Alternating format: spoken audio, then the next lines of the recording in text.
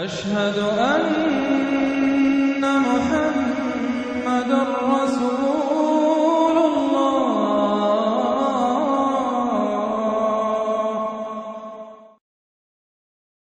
الجمعہ نام آیت 9 کے فقرے اذا نودی للصلاۃ من یوم الجمعہ سے ماخوذ ہے۔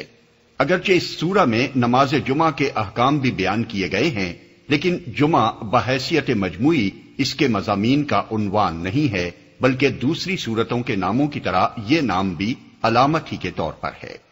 زمانہ نزول، پہلے رکوع کا زمانہ نزول 7 ہجری ہے اور غالباً یہ فتح خیبر کے موقع پر یا اس کے بعد قریبی زمانے میں نازل ہوا ہے۔ بخاری، مسلم، ترمذی، نسائی اور ابن جریر نے حضرت ابو ہریرہ رضی اللہ عنہ کی یہ روایت نقل کی ہے کہ ہم حضور صلی اللہ علیہ وسلم کی خدمت میں بیٹھے ہوئے تھے جب یہ آیات نازل ہوئیں۔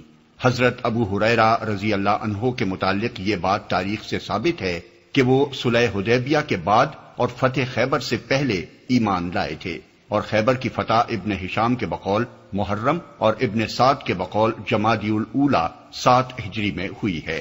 پس قرین قیاس یہ ہے کہ یہودیوں کے اس آخری گڑھ کو فتح کرنے کے بعد اللہ تعالیٰ نے ان کو خطاب کرتے ہوئے یہ آیات نازل فرمائی ہوں گی، یا پھر ان کا نزول اس وقت ہوا ہوگا جب خیبر کا انجام دیکھ کر شمالی حجاز کی تمام یہودی بستیاں اسلامی حکومت کی تابع فرمان بن گئی تھیں۔ دوسرا رکوع ہجرت کے بعد قریبی زمانے ہی میں نازل ہوا ہے، کیونکہ حضور صلی اللہ علیہ وسلم نے مدینہ طیبہ پہنچتے ہی 5ویں روز جمعہ قائم کر دیا تھا، اور اس رکوع کی آخری آیت میں جس واقعے کی طرف اشارہ کیا گیا ہے وہ صاف بتا رہا ہے کہ وہ اقامت جمعہ کا سلسلہ شروع ہونے کے بعد لازماً کسی ایسے زمانے ہی میں پیش آیا ہوگا جب لوگوں کو دینی اجتماعات کے آداب کی پوری تربیت ابھی نہیں ملی تھی۔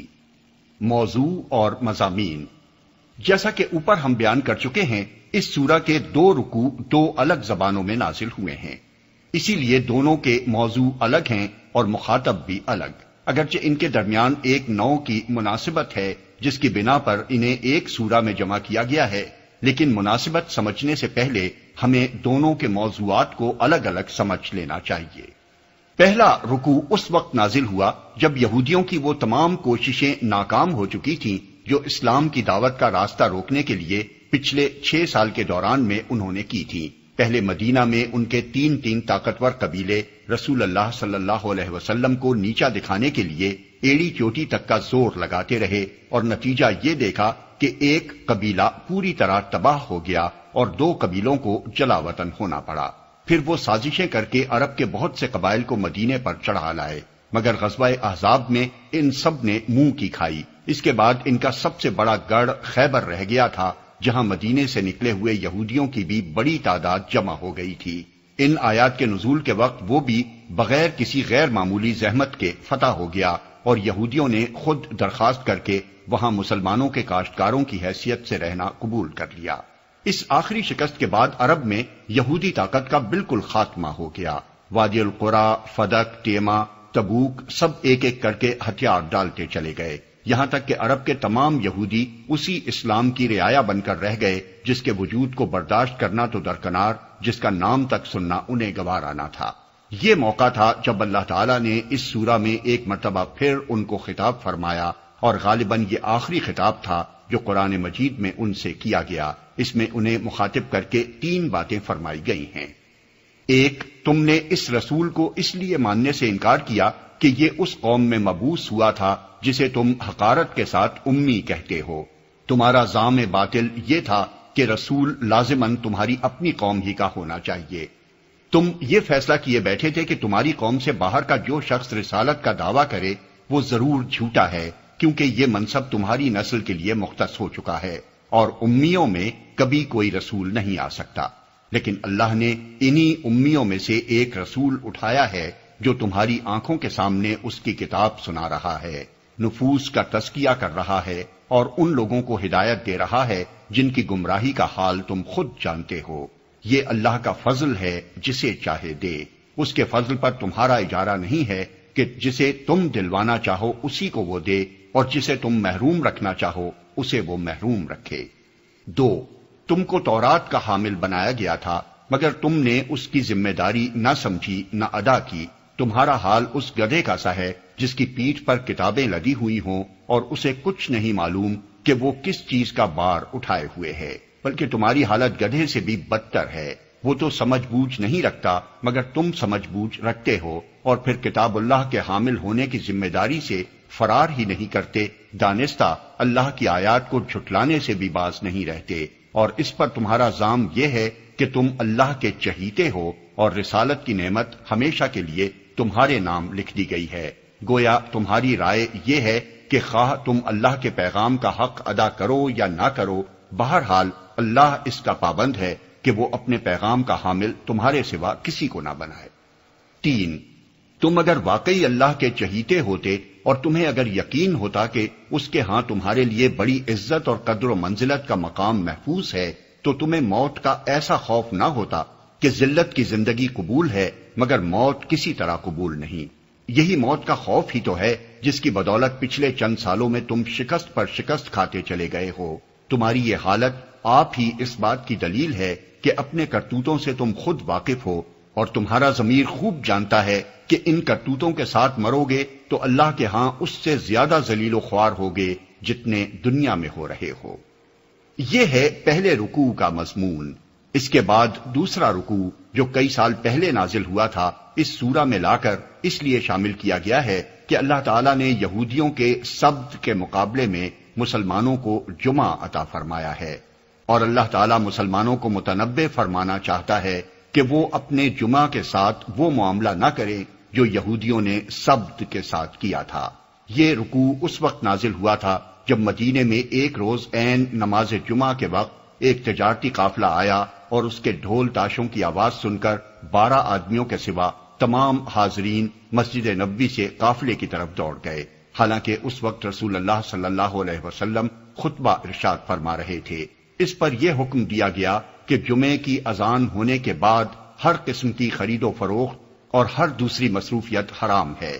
اہل ایمان کا کام یہ ہے کہ اس وقت سب کام چھوڑ چھاڑ کر اللہ کے ذکر کی طرف دوڑیں.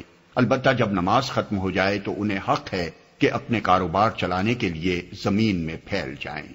احکام جمعہ کے بارے میں یہ رکوع ایک مستقل سورت بھی بنایا جا سکتا تھا اور کسی دوسری سورہ میں بھی شامل کیا جا سکتا تھا، لیکن ایسا کرنے کے بجائے خاص طور پر اسے یہاں ان آیات کے ساتھ لا کر ملایا گیا جن میں یہودیوں کو ان کے انجام بد کے اسباب پر متنبع کیا گیا ہے. اس کی حکمت ہمارے نزدیک وہی ہے جو اوپر ہم نے بیان کی ہے. بسم اللہ الرحمن الرحیم. شروع اللہ کے نام سے جو رحمان و رحیم ہے. يسبح لله ما في السماوات وما في الأرض الملك القدوس العزيز الحكيم. اللہ کی تسبیح کر رہی ہے ہر وہ چیز جو آسمانوں میں ہے اور ہر وہ چیز جو زمین میں ہے. بادشاہ ہے، قدوس ہے، زبردست اور حکیم ہے. آگے کے مضمون سے یہ تمہید بڑی گہری مناسبت رکھتی ہے. عرب کے یہودی رسول اللہ صلی اللہ علیہ وسلم کی ذات و صفات اور کارناموں میں رسالت کی سری نشانیاں بچشم سر دیکھ لینے کے باوجود، اور اس کے باوجود کہ تورات میں حضرت موسیٰ علیہ السلام نے آپ کے آنے کی سری بشارت دی تھی جو آپ کے سوا کسی اور پر چسپاں نہیں ہوتی تھی، صرف اس بنا پر آپ کا انکار کر رہے تھے کہ اپنی قوم اور نسل سے باہر کے کسی شخص کی رسالت مان لینا انہیں سخت ناگوار تھا. وہ صاف کہتے تھے کہ جو کچھ ہمارے ہاں آیا ہے ہم صرف اسی کو مانیں گے، دوسری کسی تعلیم کو جو کسی غیر اسرائیلی نبی کے ذریعے سے آئے، خواہ وہ خدا ہی کی طرف سے ہو، تسلیم کرنے کے لیے وہ قطعی تیار نہ تھے. آگے کی آیتوں میں اسی رویے پر انہیں ملامت کی جا رہی ہے. اس لیے کلام کا آغاز اس تمہیدی فقرے سے کیا گیا ہے.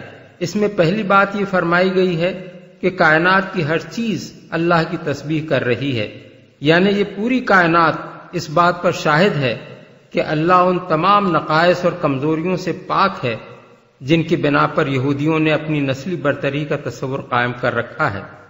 وہ کسی کا رشتہ دار نہیں ہے. جانبداری یعنی فیورٹزم، کا اس کے ہاں کوئی کام نہیں، اپنی ساری مخلوق کے ساتھ اس کا معاملہ یکساں عدل اور رحمت اور ربوبیت کا ہے۔ کوئی خاص نسل اور قوم اس کی چہیتی نہیں ہے کہ وہ خواہ کچھ کرے، بہرحال اس کی نوازشیں اسی کے لیے مخصوص رہیں، اور کسی دوسری نسل یا قوم سے اس کو عداوت نہیں ہے کہ وہ اپنے اندر خوبیاں بھی رکھتی ہو تو وہ اس کی عنایات سے محروم رہے۔ پھر فرمایا گیا کہ وہ بادشاہ ہے، یعنی دنیا کی کوئی طاقت اس کے اختیارات کو محدود کرنے والی نہیں ہے۔ تم بندے اور رعیت ہو، تمہارا یہ منصب کب سے ہو گیا کہ تم یہ طے کرو کہ وہ تمہاری ہدایت کے لیے اپنا پیغمبر کسے بنائے اور کسے نہ بنائے۔ اس کے بعد ارشاد ہوا کہ وہ قدوس ہے، یعنی اس سے بدرجہ منزہ اور پاک ہے کہ اس کے فیصلے میں کسی خطا اور غلطی کا امکان ہو۔ غلطی تمہاری سمجھ بوجھ میں ہو سکتی ہے، اس کے فیصلے میں نہیں ہو سکتی۔ آخر میں اللہ تعالیٰ کی دو مزید صفتیں بیان فرمائی گئیں، ایک یہ کہ وہ زبردست ہے، یعنی اس سے لڑ کر کوئی جیت نہیں سکتا، دوسری یہ کہ وہ حکیم ہے، یعنی جو کچھ کرتا ہے وہ عین مقتضائے دانش ہوتا ہے، اور اس کی تدبیریں ایسی محکم ہوتی ہیں کہ دنیا میں کوئی ان کا توڑ نہیں کر سکتا۔ هو الذي بعث في الأميين رسولا منهم يتلو عليهم آياته ويزكيهم ويعلمهم الكتاب والحكمة وإن كانوا من قبل لفي ضلال مبين۔ وہی ہے جس نے امیوں کے اندر ایک رسول خود انہی میں سے اٹھایا جو انہیں اس کی آیات سناتا ہے، ان کی زندگی سنوارتا ہے اور ان کو کتاب اور حکمت کی تعلیم دیتا ہے، حالانکہ اس سے پہلے وہ کھلی گمراہی میں پڑے ہوئے تھے۔ امیوں کے اندر، یہاں امی کا لفظ یہودی اصطلاح کے طور پر آیا ہے اور اس میں ایک لطیف طنز پوشیدہ ہے۔ اس کا مطلب یہ ہے کہ جن کو یہودی حقارت کے ساتھ امی کہتے ہیں اور اپنے مقابلے میں ذلیل سمجھتے ہیں، انہی میں اللہ غالب و دانا نے ایک رسول اٹھایا ہے۔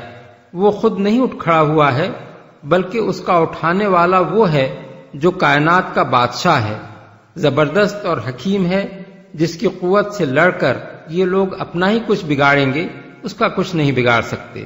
معلوم ہونا چاہیے کہ قرآن مجید میں امی کا لفظ متعدد مقامات پر آیا ہے اور سب جگہ اس کے معنی ایک ہی نہیں ہیں، بلکہ مختلف مواقع پر وہ مختلف معنوں میں استعمال ہوا ہے۔ کہیں وہ اہل کتاب کے مقابلے میں ان لوگوں کے لیے استعمال کیا گیا ہے جن کے پاس کوئی آسمانی کتاب نہیں ہے جس کی پیروی وہ کرتے ہوں۔ مثلا فرمایا قل للذین اوتوا الکتاب والامیین ااسلمتم، آل عمران آیت 20۔ اہل کتاب اور امیوں سے پوچھو کیا تم نے اسلام قبول کیا؟ یہاں امیوں سے مراد مشرکین عرب ہیں اور ان کو اہل کتاب یعنی یہود و نصارہ سے الگ ایک گروہ قرار دیا گیا ہے۔ کسی جگہ یہ لفظ خود اہل کتاب کے ان پڑھ اور کتاب اللہ سے ناواقف لوگوں کے لیے استعمال ہوا ہے، جیسے فرمایا وَمِنْهُمْ أُمِّيُّونَ لَا يَعْلَمُونَ الْكِتَابَ إِلَّا أَمَانِيَّ، سورہ البقرہ آیت 78۔ ان یہودیوں میں کچھ لوگ امی ہیں، کتاب کا کوئی علم نہیں رکھتے، بس اپنی آرزوؤں ہی کو جانتے ہیں۔ اور کسی جگہ یہ لفظ خاص یہودی اصطلاح کے طور پر استعمال ہوا ہے جس سے مراد دنیا کے تمام غیر یہودی ہیں۔ مثلا فرمایا ذالک بأنہم قالوا لیس علینا فی الامیین سبیل، سورہ آل عمران آیت 75۔ یعنی ان کے اندر یہ بددیانتی پیدا ہونے کا سبب یہ ہے کہ وہ کہتے ہیں کہ امیوں کا مال مار کھانے پر ہم پر کوئی گرفت نہیں ہے۔ یہی تیسرے معنی ہیں جو آیت زیر بحث میں مراد لیے گئے ہیں۔ یہ لفظ عبرانی زبان کے لفظ گوئم کا ہم معنی ہے جس کا ترجمہ انگریزی بائبل میں جینٹائلز کیا گیا ہے، اور اس سے مراد تمام غیر یہودی یا غیر اسرائیلی لوگ ہیں۔ لیکن اس یہودی اصطلاح کی اصل معنویت محض اس کی اس تشریح سے سمجھ میں نہیں آ سکتی۔ دراصل عبرانی زبان کا لفظ گوئم ابتداً محض اقوام کے معنی میں بولا جاتا تھا، لیکن رفتہ رفتہ یہودیوں نے اسے پہلے تو اپنے سوا دوسری قوموں کے لیے مخصوص کر دیا، پھر اس کے اندر یہ معنی پیدا کر دیے کہ یہودیوں کے سوا باقی تمام اقوام ناشائستہ، بد مذہب، ناپاک اور ذلیل ہیں، حتیٰ کہ حقارت اور نفرت میں یہ لفظ یونانیوں کی اصطلاح باربیرینز سے بھی بازی لے گیا، جسے وہ تمام غیر یونانیوں کے لیے استعمال کرتے تھے۔ ربیون کے لٹریچر میں گوئم اس قدر قابل نفرت لوگ ہیں کہ ان کو انسانی بھائی نہیں سمجھا جا سکتا، ان کے ساتھ سفر نہیں کیا جا سکتا، بلکہ اگر ان میں سے کوئی شخص ڈوب رہا ہو تو اسے بچانے کی کوشش بھی نہیں کی جا سکتی۔ یہودیوں کا عقیدہ یہ تھا کہ آنے والا مسیح تمام گوئم کو ہلاک کر دے گا اور جلا کر خاکستر کر ڈالے گا، حکمت کی تعلیم دیتا ہے۔ قرآن مجید میں رسول اللہ صلی اللہ علیہ وسلم کی یہ صفات 4 مقامات پر بیان کی گئی ہیں، اور ہر جگہ ان کے بیان کی غرض مختلف ہے۔ البقرہ آیت 129 میں ان کا ذکر اہل عرب کو یہ بتانے کے لیے کیا گیا ہے کہ حضور صلی اللہ علیہ وسلم کی بعثت، جسے وہ اپنے لیے زحمت اور مصیبت سمجھ رہے تھے، در حقیقت ایک بڑی نعمت ہے جس کے لیے حضرت ابراہیم اور حضرت اسماعیل علیہم السلام اپنی اولاد کے لیے اللہ تعالیٰ سے دعائیں مانگا کرتے تھے۔ سورہ البقرہ آیت 151 میں انہیں اس لیے بیان کیا گیا ہے کہ مسلمان حضور کی قدر پہچانیں اور اس نعمت سے پورا فیض حاصل کریں جو حضور کی بعثت کی صورت میں اللہ تعالیٰ نے انہیں عطا فرمائی ہے۔ آل عمران آیت 164 میں منافقین اور ضعیف الایمان لوگوں کو یہ احساس دلانے کے لیے ان کا اعادہ کیا گیا ہے کہ وہ کتنا بڑا احسان ہے جو اللہ تعالیٰ نے ان کے درمیان اپنا رسول بھیج کر کیا ہے، اور یہ لوگ کتنے نادان ہیں کہ اس کی قدر نہیں کرتے۔ اب چوتھی مرتبہ انہیں اس سورہ میں دہرایا گیا ہے، جس سے مقصود یہودیوں کو یہ بتانا ہے کہ محمد صلی اللہ علیہ وسلم تمہاری آنکھوں کے سامنے جو کام کر رہے ہیں وہ صریحاً ایک رسول کا کام ہے۔ وہ اللہ کی آیات سنا رہے ہیں جن کی زبان، مضامین، انداز بیان، ہر چیز اس بات کی شہادت دیتی ہے کہ فی الواقع وہ اللہ ہی کی آیات ہیں۔ وہ لوگوں کی زندگیاں سنوار رہے ہیں، ان کے اخلاق اور عادات اور معاملات کو ہر طرح کی گندگیوں سے پاک کر رہے ہیں، اور ان کو اعلیٰ درجے کے اخلاقی فضائل سے آراستہ کر رہے ہیں۔ یہ وہی کام ہے جو اس سے پہلے تمام انبیاء کرتے رہے ہیں۔ پھر وہ صرف آیات ہی سنانے پر اکتفا نہیں کرتے، بلکہ ہر وقت اپنے قول اور عمل سے اور اپنی زندگی کے نمونے سے لوگوں کو کتاب الہی کا منشا سمجھا رہے ہیں، اور ان کو اس حکمت و دانائی کی تعلیم دے رہے ہیں جو انبیاء کے سوا آج تک کسی نے نہیں دی ہے۔ یہی سیرت اور کردار اور کام ہی تو انبیاء کا وہ نمایاں وصف ہے جس سے وہ پہچانے جاتے ہیں۔ پھر یہ کیسی ہٹ دھرمی ہے کہ جس کا رسول برحق ہونا اس کے کارناموں سے علانیہ ثابت ہو رہا ہے، اس کو ماننے سے تم نے صرف اس لیے انکار کر دیا کہ اللہ نے اسے تمہاری قوم کے بجائے اس قوم میں سے اٹھایا جسے تم امی کہتے ہو۔ کھلی گمراہی میں پڑے ہوئے تھے۔ یہ حضور کی رسالت کا ایک اور ثبوت ہے جو یہودیوں کی آنکھیں کھولنے کے لیے پیش کیا گیا ہے۔ یہ لوگ صدیوں سے عرب کی سرزمین میں آباد تھے، اور اہل عرب کی مذہبی، اخلاقی، معاشرتی اور تمدنی زندگی کا کوئی گوشہ ان سے چھپا ہوا نہ تھا۔ ان کی اس سابق حالت کی طرف اشارہ کر کے فرمایا جا رہا ہے کہ چند سال کے اندر محمد صلی اللہ علیہ وسلم کی قیادت و رہنمائی میں اس قوم کی جیسی کایا پلٹ گئی ہے اس کے تم عینی شاہد ہو۔ تمہارے سامنے وہ حالت بھی ہے جس میں یہ لوگ اسلام قبول کرنے سے پہلے مبتلا تھے، وہ حالت بھی ہے جو اسلام لانے کے بعد ان کی ہو گئی، اور اسی قوم کے ان لوگوں کی حالت بھی تم دیکھ رہے ہو جنہوں نے ابھی اسلام قبول نہیں کیا ہے۔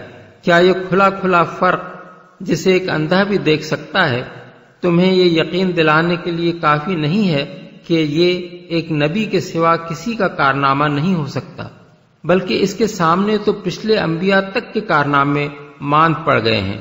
وَآخَرِينَ مِنْهُمْ لَمَّا يَلْحَقُوا بِهِمْ وَهُوَ الْعَزِيزُ الْحَكِيمُ۔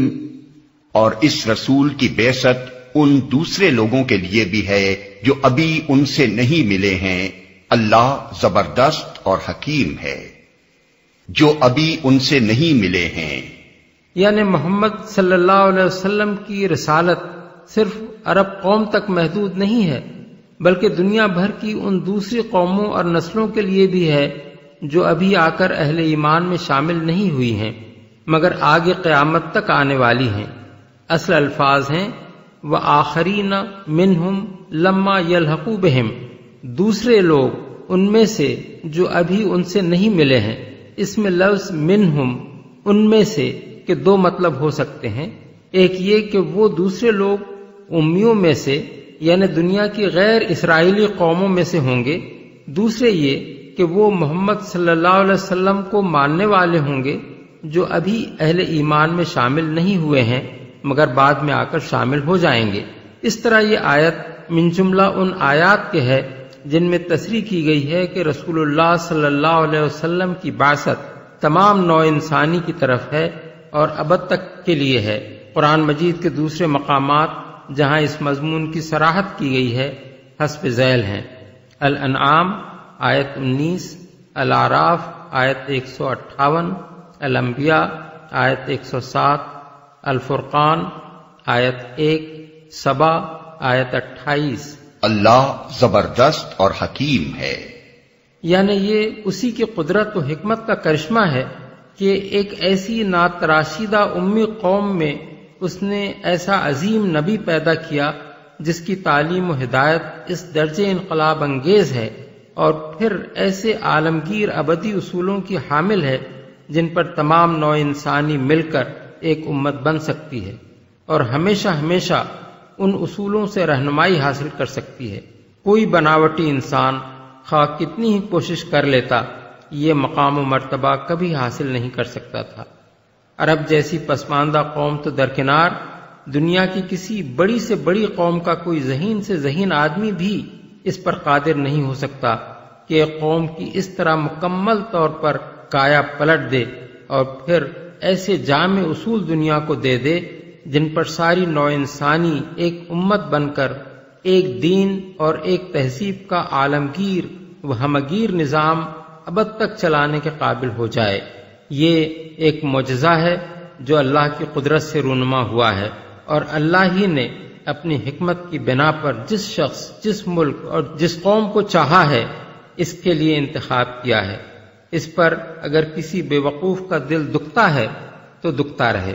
ذلك فضل الله يؤتيه من يشاء والله ذو الفضل العظيم۔ یہ اس کا فضل ہے، جسے چاہتا ہے دیتا ہے، اور وہ بڑا فضل فرمانے والا ہے۔ مثل الذين حملوا التوراة ثم لم يحملوها كمثل الحمار يحمل أسفارا بئس مثل القوم الذين كذبوا بآيات الله والله لا يهدي القوم الظالمين۔ جن لوگوں کو تورات کا حامل بنایا گیا تھا مگر انہوں نے اس کا بار نہ اٹھایا، ان کی مثال اس گدھے کی سی ہے جس پر کتابیں لدی ہوئی ہوں۔ اس سے بھی زیادہ بری مثال ہے ان لوگوں کی جنہوں نے اللہ کی آیات کو جھٹلا دیا ہے۔ ایسے ظالموں کو اللہ ہدایت نہیں دیا کرتا۔ اس کا بار نہ اٹھایا۔ اس فقرے کے دو معنی ہیں، ایک عام اور دوسرا خاص۔ عام معنی یہ ہیں کہ جن لوگوں پر تورات کے علم و عمل اور اس کے مطابق دنیا کی ہدایت کا بار رکھا گیا تھا مگر نہ انہوں نے اپنی اس ذمہ داری کو سمجھا اور نہ اس کا حق ادا کیا۔ خاص معنی یہ ہیں کہ حامل تورات گروہ ہونے کی حیثیت سے جن کا کام یہ تھا کہ سب سے پہلے آگے بڑھ کر اس رسول کا ساتھ دیتے جس کے آنے کی صاف صاف بشارت تورات میں دی گئی تھی، مگر انہوں نے سب سے بڑھ کر اس کی مخالفت کی اور تورات کی تعلیم کے تقاضے کو پورا نہ کیا۔ مثال اس گدھے کی سی ہے، یعنی جس طرح گدھے پر کتابیں لدی ہوں اور وہ نہیں جانتا کہ اس کی پیٹھ پر کیا ہے، اسی طرح یہ تورات کو اپنے اوپر لادے ہوئے ہیں اور نہیں جانتے کہ یہ کتاب کس لیے آئی ہے اور ان سے کیا چاہتی ہے۔ جنہوں نے اللہ کی آیات کو جھٹلا دیا ہے، یعنی ان کا حال گدھے سے بھی بدتر ہے۔ وہ تو سمجھ بوجھ نہیں رکھتا اس لیے معذور ہے، مگر یہ سمجھ بوجھ رکھتے ہیں، تورات کو پڑھتے پڑھاتے ہیں، اس کے معنی سے ناواقف نہیں ہیں، پھر بھی یہ اس کی ہدایات سے دانستہ انحراف کر رہے ہیں اور اس نبی کو ماننے سے قصدن انکار کر رہے ہیں جو تورات کی روح سے سراسر حق پر ہے۔ یہ نافہمی کے قصوروار نہیں ہیں بلکہ جان بوجھ کر اللہ کی آیات کو جھٹلانے کے مجرم ہیں۔ قل يا أيها الذين هادوا إن زعمتم أنكم أولياء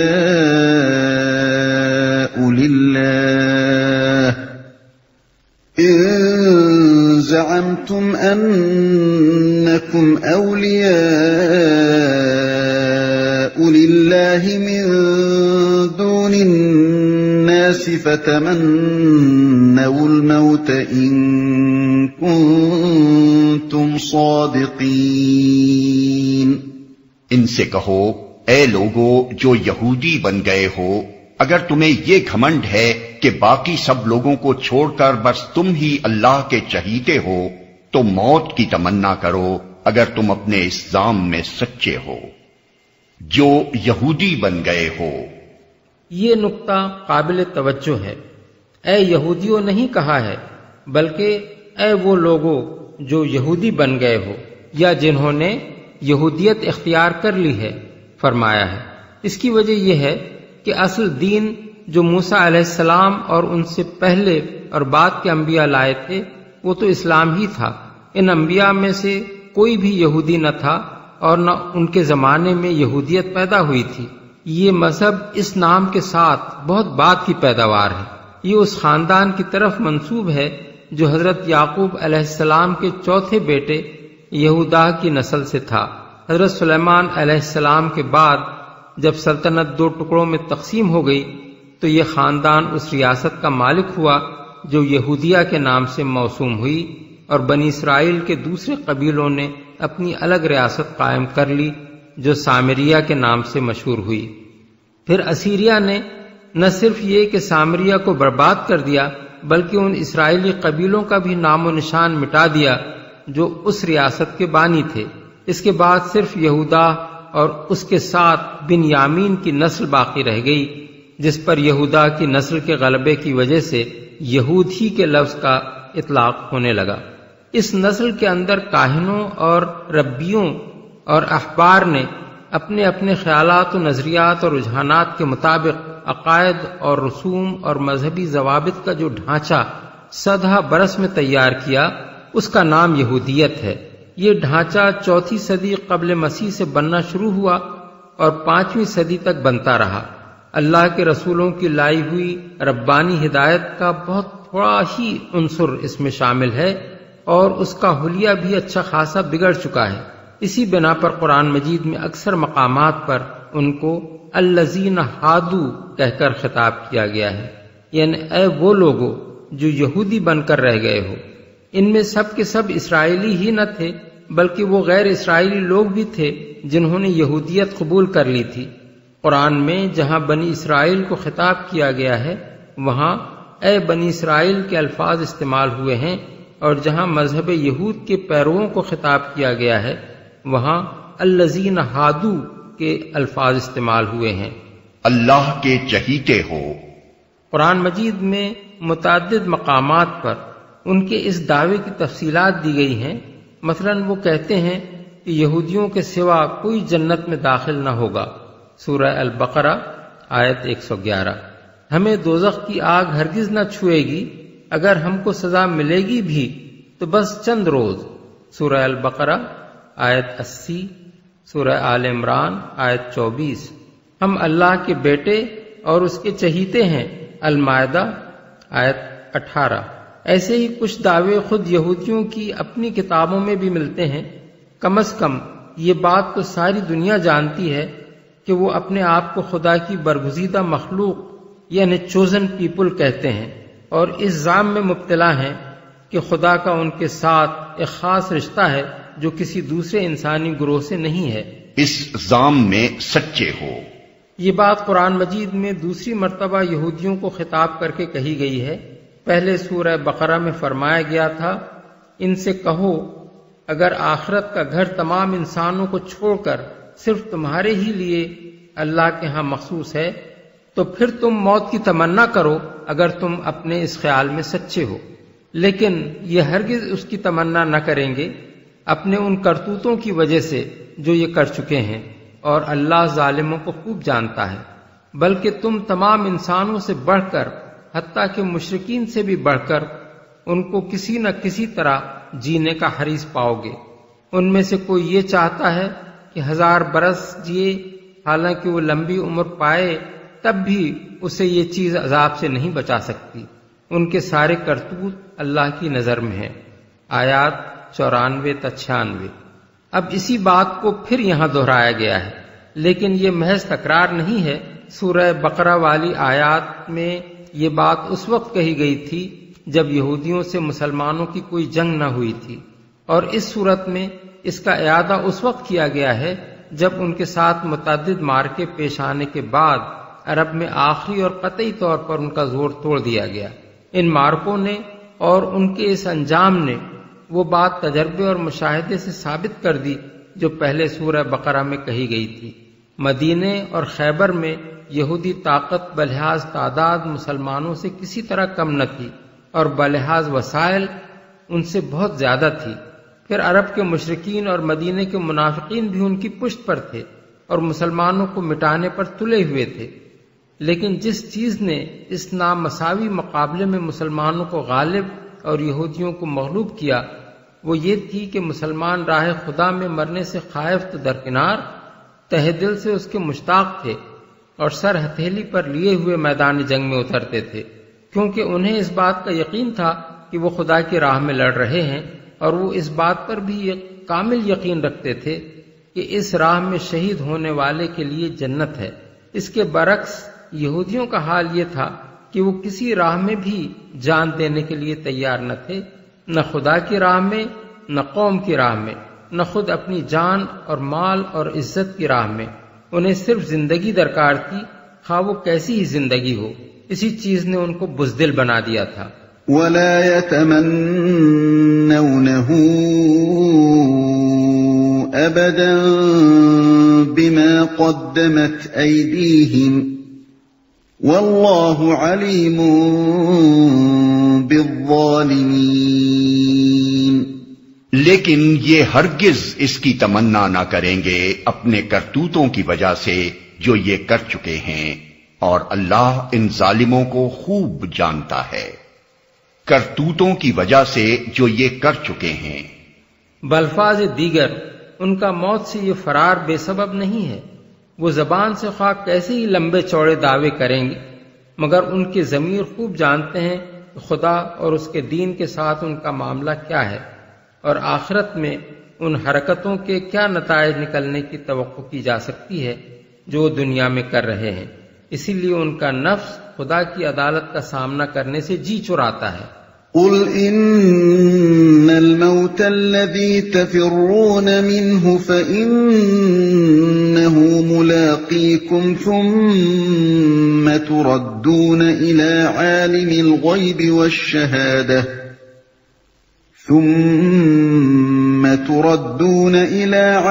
الْغَيْبِ وَالشَّهَادَةِ فَيُنَبِّئُكُم بِمَا كُنتُمْ تَعْمَلُونَ۔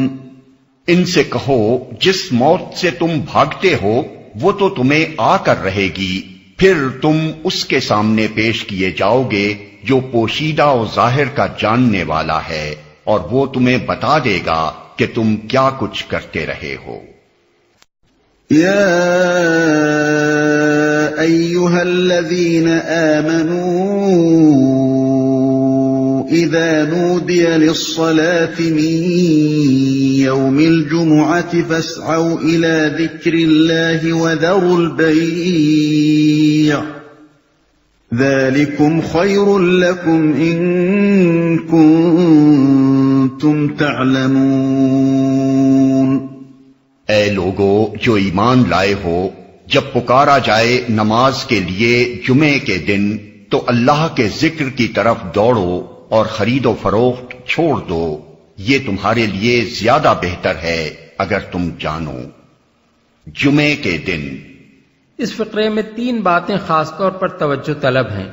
ایک یہ کہ اس میں نماز کے لیے منادی کرنے کا ذکر ہے، دوسرے یہ کہ کسی ایسی نماز کی منادی کا ذکر ہے جو خاص طور پر صرف جمعے کے دن ہی پڑھی جانی چاہیے، تیسرے یہ کہ ان دونوں چیزوں کا ذکر اس طرح نہیں کیا گیا ہے کہ تم نماز کے لیے منادی کرو اور جمعے کے روز ایک خاص نماز پڑھا کرو، بلکہ انداز بیان اور سیاق و سباق صاف بتا رہا ہے کہ نماز کی منادی اور جمعے کی مخصوص نماز دونوں پہلے سے جاری تھیں۔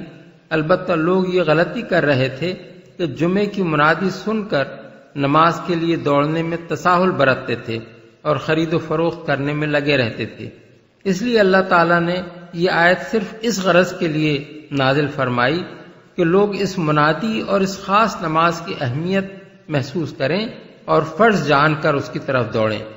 ان تینوں باتوں پر اگر غور کیا جائے تو ان سے یہ اصولی حقیقت قطعی طور پر ثابت ہو جاتی ہے کہ اللہ تعالیٰ رسول اللہ صلی اللہ علیہ وسلم کو کچھ ایسے احکام بھی دیتا تھا جو قرآن میں نازل نہیں ہوئے، اور وہ احکام بھی اسی طرح واجب الاطاعت تھے جس طرح قرآن میں نازل ہونے والے احکام۔ نماز کی منادی وہی اذان ہے جو آج ساری دنیا میں ہر روز 5 وقت ہر مسجد میں دی جا رہی ہے، مگر قرآن میں کسی جگہ نہ اس کے الفاظ بیان کیے گئے ہیں، نہ کہیں یہ حکم دیا گیا ہے کہ نماز کے لیے لوگوں کو اس طرح پکارا کرو۔ یہ چیز رسول اللہ صلی اللہ علیہ وسلم کی مقرر کردہ ہے۔ قرآن میں 2 جگہ صرف اس کی توثیق کی گئی ہے، ایک اس آیت میں، دوسرے سورہ مائدہ کی آیت 58 میں۔ اسی طرح جمعے کی یہ خاص نماز جو آج ساری دنیا کے مسلمان ادا کر رہے ہیں، اس کا بھی قرآن میں نہ حکم دیا گیا ہے نہ وقت اور طریقہ ادا بتایا گیا ہے۔ یہ طریقہ بھی رسول اکرم صلی اللہ علیہ وسلم کا جاری کردہ ہے، اور قرآن کی یہ آیت صرف اس کی اہمیت اور اس کے وجوب کی شدت بیان کرنے کے لیے نازل ہوئی ہے۔ اس صریح دلیل کے باوجود جو شخص یہ کہتا ہے کہ شرعی احکام صرف وہی ہیں جو قرآن میں بیان ہوئے ہیں، وہ دراصل سنت کا نہیں قرآن کا منکر ہے۔ آگے بڑھنے سے پہلے جمعے کے بارے میں چند امور اور بھی جان لینے چاہیے۔ جمعہ دراصل ایک اسلامی اصطلاح ہے۔ زمانہ جاہلیت میں اہل عرب اسے یوم عروبہ کہا کرتے تھے۔ اسلام میں جب اس کو مسلمانوں کے اجتماع کا دن قرار دیا گیا تو اس کا نام جمعہ رکھا گیا، اگرچہ مورخین کہتے ہیں کہ کعب بن لبئی یا قصی بن کلاب نے بھی اس دن کے لیے یہ نام تجویز کیا تھا، کیونکہ اس روز وہ قریش کے لوگوں کا اجتماع کیا کرتا تھا۔ فتح الباری۔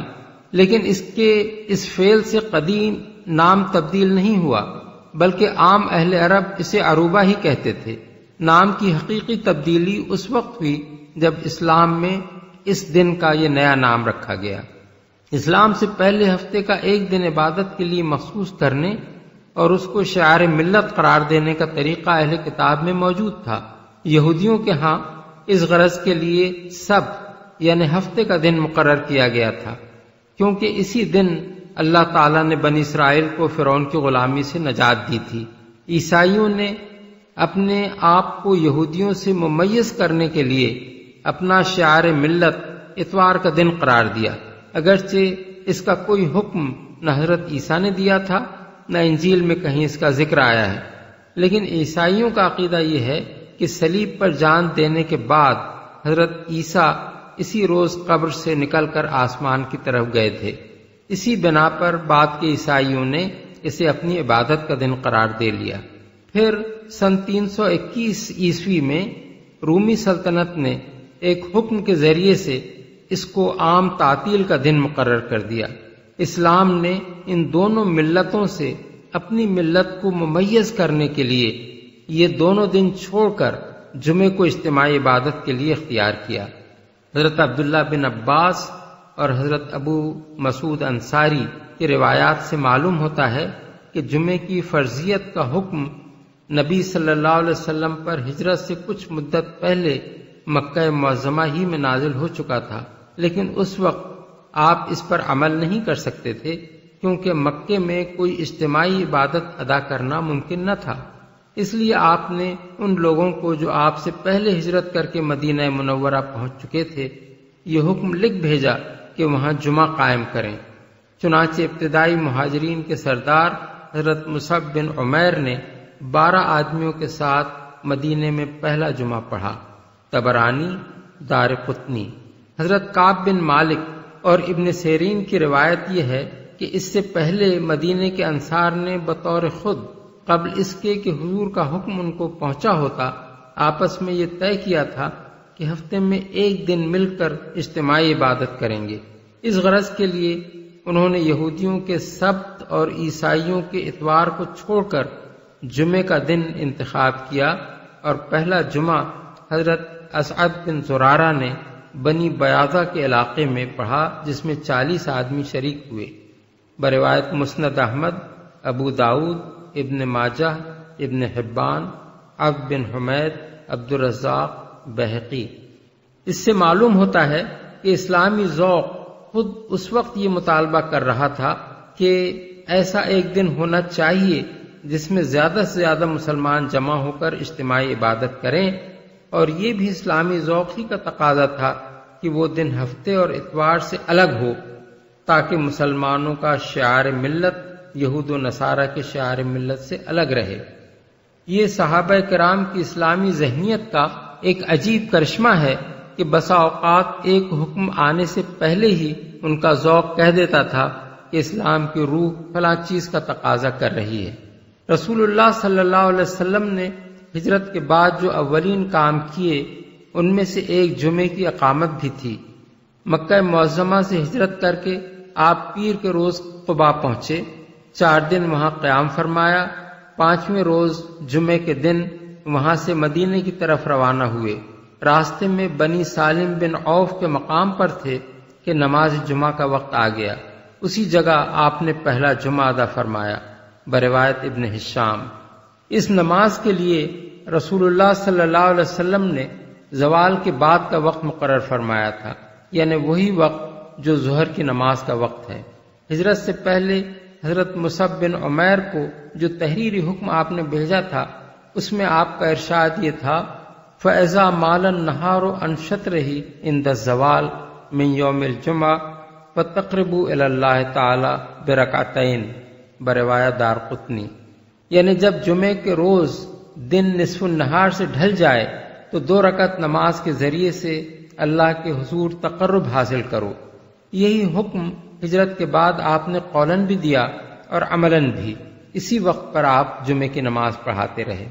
حضرت انس، حضرت سلمہ بن اکوع، حضرت جابر بن عبداللہ، حضرت زبیر بن العوام، حضرت سہل بن سعد، حضرت عبداللہ بن مسعود، حضرت عمار بن یاسر اور حضرت بلال سے اس مضمون کی روایات کتب حدیث میں منقول ہوئی ہیں کہ حضور صلی اللہ علیہ وسلم جمعے کی نماز زوال کے بعد ادا فرمایا کرتے تھے۔ مسند احمد، بخاری، مسلم، ابو داؤد، نسائی، ترمذی۔ یہ امر بھی آپ کے عمل سے ثابت ہے کہ اس روز آپ ظہر کی نماز کے بجائے جمعے کی نماز پڑھاتے تھے۔ اس نماز کی صرف 2 رکعتیں ہوتی تھیں اور اس سے پہلے آپ خطبہ ارشاد فرماتے تھے۔ یہی فرق جمعے کی نماز اور عام دنوں کی نماز ظہر میں تھا۔ حضرت عمر رضی اللہ تعالی عنہ فرماتے ہیں صلاۃ المسافر رکعتان و صلاۃ الفجر رکعتان و صلاۃ الجمعہ رکعتان، تمام غیر قصر علی لسان نبیکم صلی اللہ علیہ وسلم و انما قصرت الجمعۃ لاجل الخطبہ۔ بروایت احکام القرآن للجساس۔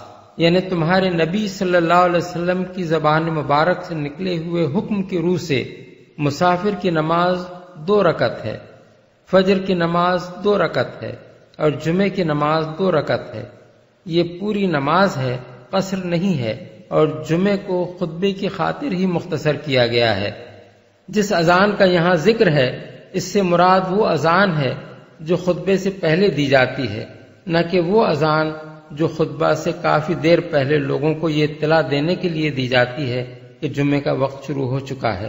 حدیث میں حضرت صائب بن یزید کی روایت ہے کہ رسول اللہ صلی اللہ علیہ وسلم کے زمانے میں صرف ایک ہی اذان ہوتی تھی اور وہ امام کے ممبر پر بیٹھنے کے بعد دی جاتی تھی۔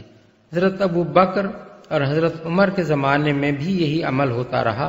پھر حضرت عثمان کے دور میں جب آبادی بڑھ گئی تو انہوں نے پہلے ایک اور اذان دلوانی شروع کر دی جو مدینے کے بازار میں ان کے مکان زورا پر دی جاتی تھی۔ بروایت بخاری، ابو داؤد، نسائی، طبرانی۔ خرید و فروخت چھوڑ دو۔ اس حکم میں ذکر سے مراد خطبہ ہے، کیونکہ اذان کے بعد پہلا عمل جو نبی صلی اللہ علیہ وسلم کرتے تھے وہ نماز نہیں بلکہ خطبہ تھا، اور نماز آپ ہمیشہ خطبے کے بعد ادا فرماتے تھے۔ حضرت ابو ہریرہ کی روایت ہے کہ رسول اللہ صلی اللہ علیہ وسلم نے فرمایا، جمعے کے روز ملائکہ ہر آنے والے کا نام اس کی آمد کی ترتیب کے ساتھ لکھتے جاتے ہیں۔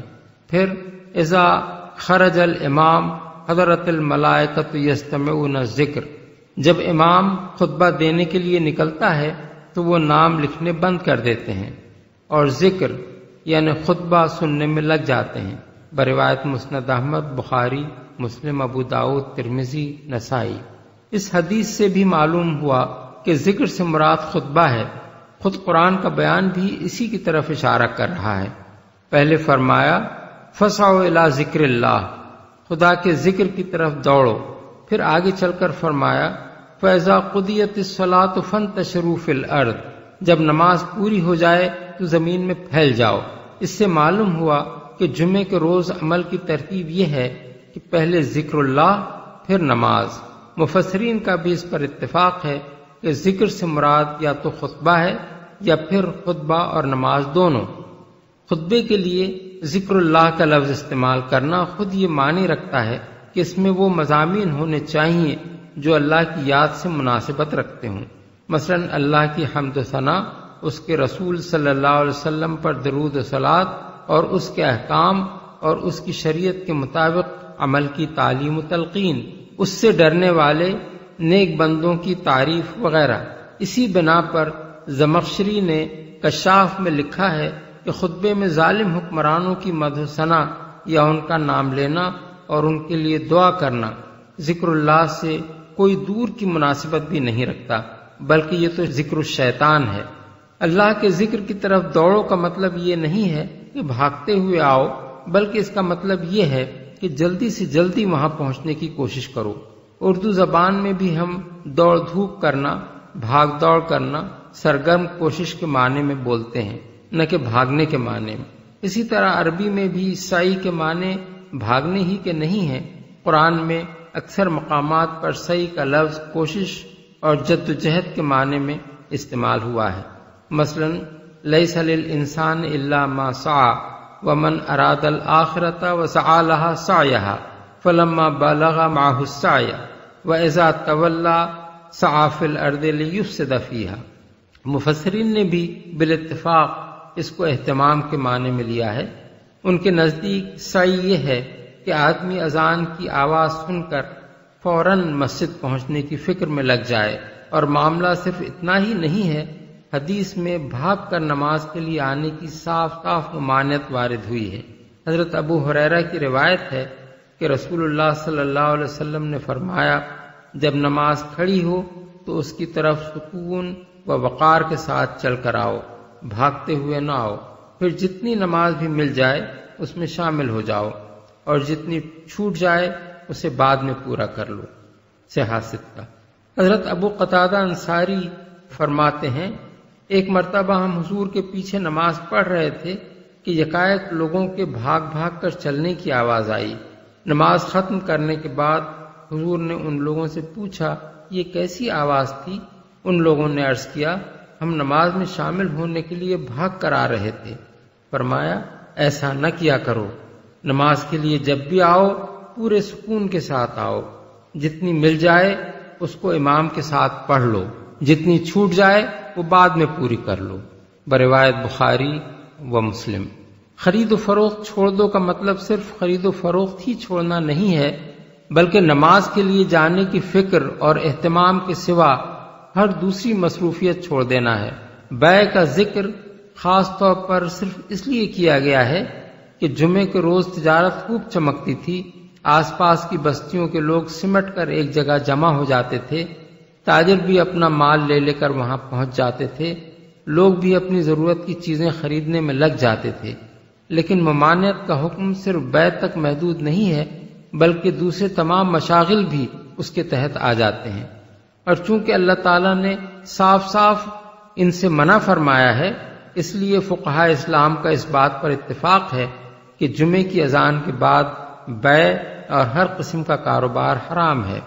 یہ حکم قطعی طور پر نماز جمعہ کے فرض ہونے پر دلالت کرتا ہے۔ اول تو اذان سنتے ہی اس کے لیے دوڑنے کی تاکید بجائے خود اس کی دلیل ہے، پھر بیع جیسی حلال چیز کا اس کی خاطر حرام ہو جانا یہ ظاہر کرتا ہے کہ وہ فرض ہے۔ مزید برآں ظہر کی فرض نماز کا جمعے کے روز ساقط ہو جانا اور نماز جمعہ کا اس کی جگہ لے لینا بھی اس کی فرضیت کا صریح ثبوت ہے، کیونکہ ایک فرض اسی وقت ساقط ہوتا ہے جب اس کی جگہ لینے والا فرض اس سے زیادہ اہم ہو۔ اسی کی تائید بکثرت احادیث کرتی ہیں جن میں رسول اللہ صلی اللہ علیہ وسلم نے جمعے کی سخت ترین تاکید کی ہے اور اسے صاف الفاظ میں فرض قرار دیا ہے۔ حضرت عبداللہ بن مسعود کی روایت ہے کہ حضور نے فرمایا، میرا جی چاہتا ہے کسی اور شخص کو اپنی جگہ نماز پڑھانے کے لیے کھڑا کر دوں اور جا کر ان لوگوں کے گھر جلا دوں جو جمعے کی نماز پڑھنے کے لیے نہیں آتے۔ بروایت مسند احمد اور بخاری۔ حضرت ابو ہریرہ اور حضرت عبداللہ بن عباس اور حضرت عبداللہ بن عمر کہتے ہیں کہ ہم نے جمعے کے خطبے میں حضور کو یہ فرماتے سنا ہے، لوگوں کو چاہیے کہ جمعہ چھوڑنے سے باز آ جائیں، ورنہ اللہ ان کے دلوں پر ٹھپا لگا دے گا اور وہ غافل ہو کر رہ جائیں گے۔ بروایت مسند احمد، مسلم، نسائی۔ حضرت ابو الجعد زمری، حضرت جابر بن عبداللہ اور حضرت عبداللہ بن ابی اوفا کی روایات میں حضور کے جو ارشادات منقول ہوئے ہیں ان سے معلوم ہوتا ہے کہ جو شخص کسی حقیقی ضرورت اور جائز عذر کے بغیر محض بے پرواہی کی بنا پر مسلسل 3 جمعے چھوڑ دے، اللہ اس کے دل پر مہر لگا دیتا ہے۔ بلکہ ایک روایت میں تو الفاظ یہ ہیں کہ اللہ اس کے دل کو منافق کا دل بنا دیتا ہے۔ بروایت مسند احمد، ابو داؤد، نسائی، ترمذی، ابن ماجہ، دارمی، حاکم، ابن حبان، بزاز، طبرانی الکبیر۔ حضرت جابر بن عبداللہ کہتے ہیں کہ حضور نے فرمایا، آج سے لے کر قیامت تک جمعہ تم لوگوں پر فرض ہے۔ جو شخص اسے ایک معمولی چیز سمجھ کر یا اس کا حق نہ مان کر اسے چھوڑے، خدا اس کا حال درست نہ کرے، نہ اسے برکت دے۔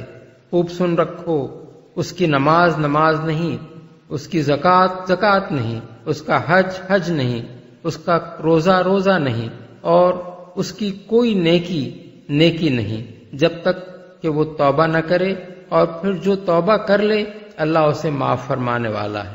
بروایت ابن ماجہ، بزار۔ اسی سے قریب المعنی ایک روایت طبرانی نے اوسط میں ابن عمر سے نقل کی ہے۔ علاوہ بری بکثرت روایات ہیں جن میں حضور نے جمعے کو بالفاظ صریح فرض اور حق واجب قرار دیا ہے۔ حضرت عبداللہ بن عمر بن عاص کی روایت ہے کہ حضور نے فرمایا، جمعہ ہر اس شخص پہ فرض ہے جو اس کی اذان سنے۔ بروایت ابو داؤد، دارقطنی۔ جابر بن عبداللہ اور ابو سعید خدری کہتے ہیں کہ آپ نے خطبے میں فرمایا، جان لو کہ اللہ نے تم پر نماز جمعہ فرض کی ہے۔ بروایت بہقی۔ البتہ آپ نے عورت، بچے، غلام، مریض اور مسافر کو اس فرضیت سے مستثنی قرار دیا ہے۔ حضرت حفصہ کی روایت ہے کہ حضور نے فرمایا، جمعے کے لیے نکلنا ہر بالغ پر واجب ہے۔ بروایت نسائی۔ حضرت طارق بن شہاب کی روایت میں آپ کا ارشاد یہ ہے کہ جمعہ ہر مسلمان پر جماعت کے ساتھ پڑھنا واجب ہے، سوائے غلام، عورت، بچے اور مریض کے۔ بروایت ابو داؤد، حاکم۔ حضرت جابر بن عبداللہ کی روایت میں آپ کے الفاظ یہ ہیں، جو شخص اللہ اور روز آخرت پر ایمان رکھتا ہو اس پر جمعہ فرض ہے، الا یہ کہ عورت ہو یا مسافر ہو یا غلام ہو یا مریض ہو، بروایت دارقطنی بہقی۔ قرآن و حدیث کی انہی تصریحات کی وجہ سے جمعے کی فرضیت پر پوری امت کا اجماع ہے۔ فَإِذَا قُضِيَتِ الصَّلَاةُ فَانتَشِرُوا فِي الْأَرْضِ وَابْتَغُوا مِن فَضْلِ اللَّهِ وَاذْكُرُوا اللَّهَ كَثِيرًا لَعَلَّكُمْ تُفْلِحُونَ۔ پھر جب نماز پوری ہو جائے تو زمین میں پھیل جاؤ اور اللہ کا فضل تلاش کرو اور اللہ کو کثرت سے یاد کرتے رہو، شاید کہ تمہیں فلاح نصیب ہو جائے۔ اللہ کا فضل تلاش کرو۔ اس کا مطلب یہ نہیں ہے کہ جمعے کی نماز کے بعد زمین میں پھیل جانا اور تلاش رزق کی دوڑ دھوپ میں لگ جانا ضروری ہے، بلکہ یہ ارشاد اجازت کے معنی میں ہے۔ چونکہ جمعے کی اذان سن کر سب کاروبار چھوڑ دینے کا حکم دیا گیا تھا، اس لیے فرمایا گیا کہ نماز ختم ہو جانے کے بعد تمہیں اجازت ہے کہ منتشر ہو جاؤ اور اپنے جو کاروبار بھی کرنا چاہو۔ یہ ایسا ہی ہے جیسے حالت احرام میں شکار کی ممانعت کرنے کے بعد فرمایا فَإِذَا حَلَلْتُمْ فَاصْطَادُوا، سورہ المائدہ آیت 2۔ جب احرام کھول چکو تو شکار کرو۔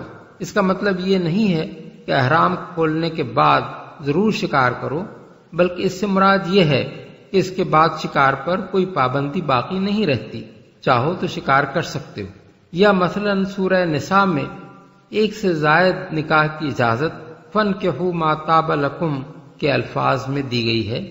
یہاں اگرچہ فَانْكِحُوا بصیغہ امر ہے، مگر کسی نے بھی اس کو حکم کے معنی میں نہیں لیا ہے۔ اس سے یہ اصولی مسئلہ نکلتا ہے کہ صیغہ امر ہمیشہ وجوب ہی کے معنی میں نہیں ہوتا، بلکہ کبھی یہ اجازت اور کبھی استحباب کے معنی میں بھی ہوتا ہے۔ یہ بات قرائن سے معلوم ہوتی ہے کہ کہاں یہ حکم کے معنی میں ہے اور کہاں اجازت کے معنی میں، اور کہاں اس سے مراد یہ ہوتی ہے کہ اللہ کو ایسا کرنا پسند ہے، لیکن یہ مراد نہیں ہوتی کہ یہ فعل فرض و واجب ہے۔ خود اسی فقرے کے بعد متصلاً دوسرے ہی فقرے میں ارشاد ہوا ہے وَاذْكُرُوا اللَّهَ كَثِيرًا، اللہ کو کثرت سے یاد کرو۔ یہاں بھی صیغہ امر موجود ہے، مگر ظاہر ہے کہ یہ استحباب کے معنی میں ہے، نہ کہ وجوب کے معنی میں۔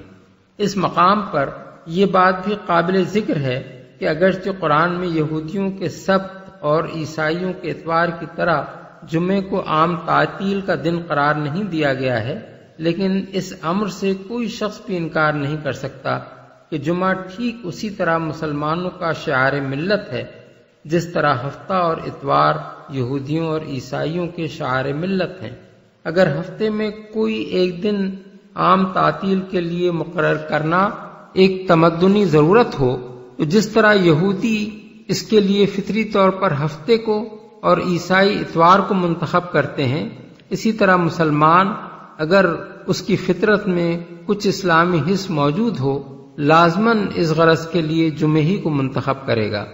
بلکہ عیسائیوں نے تو دوسرے ایسے ملکوں پر بھی اپنے اتوار کو مسلط کرنے میں تعامل نہ کیا جہاں عیسائی آبادی آٹے میں نمک کے برابر بھی نہ تھی۔ یہودیوں نے جب فلسطین میں اپنی اسرائیلی ریاست قائم کی تو اولین کام جو انہوں نے کیا وہ یہ تھا کہ اتوار کے بجائے ہفتے کو چھٹی کا دن مقرر کیا۔ قبل تقسیم کے ہندوستان میں برطانوی ہند اور مسلمان ریاستوں کے درمیان نمایاں فرق یہ نظر آتا تھا کہ ملک کے ایک حصے میں اتوار کی چھٹی ہوتی تھی اور دوسرے حصے میں جمعے کی۔ البتہ جہاں مسلمانوں کے اندر اسلامی حص موجود نہیں ہوتی وہاں وہ اپنے ہاتھ میں اقتدار آنے کے بعد بھی اتوار ہی کو سینے سے لگائے رہتے ہیں، جیسا کہ ہم پاکستان میں دیکھ رہے ہیں۔ بلکہ اس سے زیادہ جب بحثی طاری ہوتی ہے تو جمعے کی چھٹی منسوخ کر کے اتوار کی چھٹی رائج کی جاتی ہے، جیسا کہ مصطفیٰ کمال نے ٹرکی میں کیا۔ اللہ کو کثرت سے یاد کرتے رہو، یعنی اپنے کاروبار میں لگ کر بھی اللہ کو بھولو نہیں، بلکہ ہر حال میں اس کو یاد رکھو اور اس کا ذکر کرتے رہو، فلاح نصیب ہو جائے۔ قرآن مجید میں متعدد مقامات پر ایک ہدایت یا ایک نصیحت یا ایک حکم دینے کے بعد لعلکم تفلحون، شاید کہ تم فلاح پا جاؤ، اور لعلکم ترحمون، شاید کہ تم پر رحم کیا جائے کہ الفاظ ارشاد فرمائے گئے ہیں۔ اس طرح کے مواقع پر شاید کا لفظ استعمال کرنے کا مطلب یہ نہیں ہوتا کہ اللہ تعالیٰ کو معاذ اللہ کوئی شک لاحق ہے، بلکہ یہ دراصل شاہانہ انداز بیان ہے۔ یہ ایسا ہی ہے جیسے کوئی مہربان آقا اپنے غلام سے کہے کہ تم فلاں خدمت انجام دو، شاید کہ تمہیں ترقی مل جائے۔ اس میں ایک لطیف وعدہ پوشیدہ ہوتا ہے جس کی امید پر ملازم دل لگا کر بڑے شوق کے ساتھ وہ خدمت انجام دیتا ہے۔ کسی بادشاہ کی زبان سے کسی ملازم کے لیے یہ فقرہ نکل جائے تو اس کے گھر خوشی کے شادیانے بچ جاتے ہیں۔ یہاں چونکہ جمعے کے احکام ختم ہو گئے ہیں، اس لیے مناسب معلوم ہوتا ہے کہ مذاہب اربعہ میں قرآن، حدیث، آثار صحابہ اور اسلام کے اصول عامہ سے جو احکام جمعہ مرتب کیے گئے ہیں ان کا خلاصہ دے دیا جائے۔ حنفیہ کے نزدیک جمعے کا وقت وہی ہے جو ظہر کا وقت ہے، نہ اس سے پہلے جمعہ ہو سکتا ہے نہ اس کے بعد۔ بیع کی حرمت پہلی اذان ہی سے شروع ہو جاتی ہے، نہ کہ اس دوسری اذان سے جو امام کے ممبر پر بیٹھنے کے بعد دی جاتی ہے، کیونکہ قرآن میں اذا نودی للصلاۃ من یوم الجمعہ کے الفاظ مطلقاً ارشاد ہوئے ہیں۔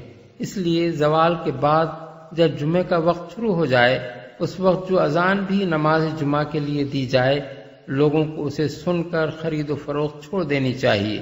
لیکن اگر کسی شخص نے اس وقت خرید و فروخت کر لی ہو تو بیع فاسد یا فسخ نہ ہو جائے گی، بلکہ یہ صرف ایک گناہ ہوگا۔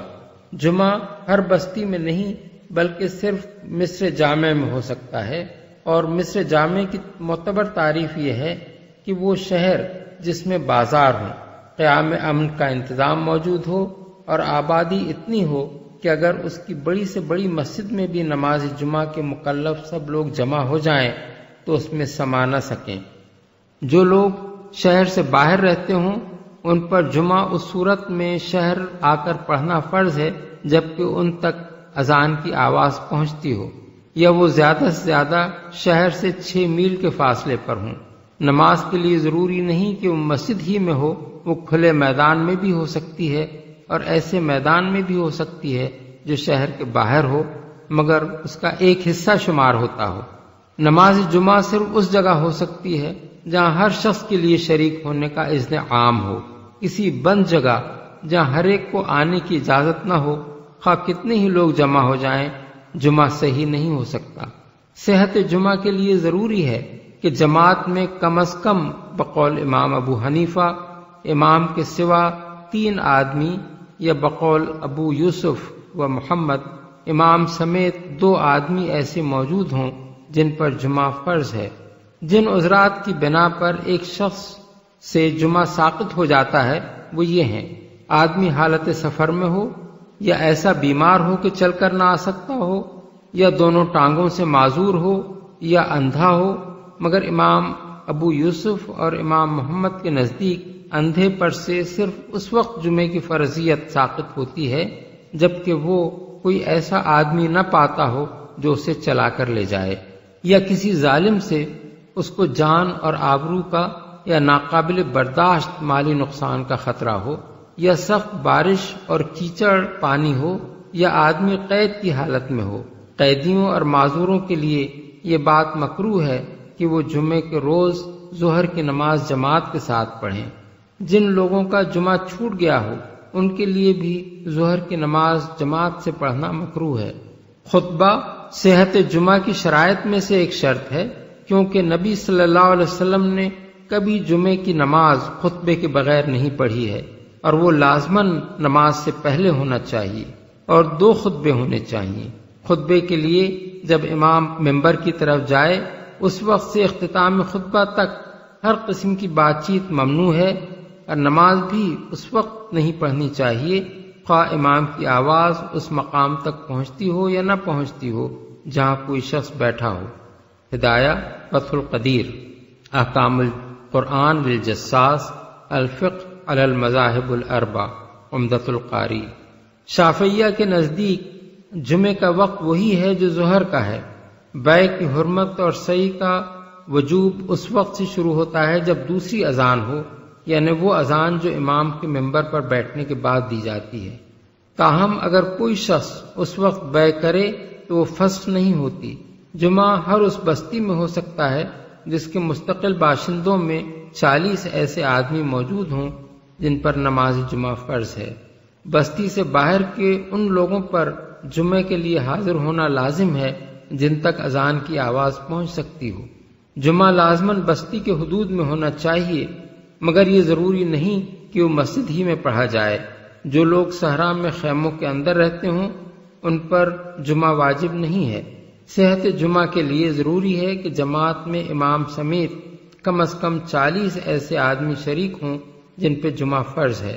جن عذرات کی بنا پر کسی شخص سے جمعے کا فرض ساقط ہو جاتا ہے وہ یہ ہیں: سفر کی حالت میں ہو یا کسی ایسے مقام پر 4 دن یا اس سے کم قیام کا ارادہ رکھتا ہو بشرطے کہ سفر جائز نوعیت کا ہو، ایسا بوڑھا یا مریض ہو کہ سواری پر بھی جمعے کے لیے نہ جا سکتا ہو، اندھا ہو اور کوئی ایسا آدمی نہ پاتا ہو جو اسے نماز کے لیے لے جائے، جان یا مال یا آبرو کا خوف لاحق ہو، قید کی حالت میں ہو، بشرطے کہ اس کی قید اس کے اپنے کسی قصور کی وجہ سے نہ ہو۔ نماز سے پہلے 2 خطبے ہونے چاہیے۔ خطبے کے دوران میں خاموش رہنا مسنون ہے مگر بات کرنا حرام نہیں ہے۔ جو شخص امام سے اتنا قریب بیٹھا ہو کہ خطبہ سن سکتا ہو اس کے لیے بولنا مکروہ ہے، لیکن وہ سلام کا جواب دے سکتا ہے اور رسول اللہ صلی اللہ علیہ وسلم کا ذکر سن کر بآواز بلند درود پڑھ سکتا ہے۔ مغنی المحتاج الفقہ علی المذاہب الاربع۔ مالکیہ کے نزدیک جمعے کا وقت زوال سے شروع ہو کر مغرب سے اتنے پہلے تک ہے کہ سورج غروب ہونے سے پہلے پہلے خطبہ اور نماز ختم ہو جائے۔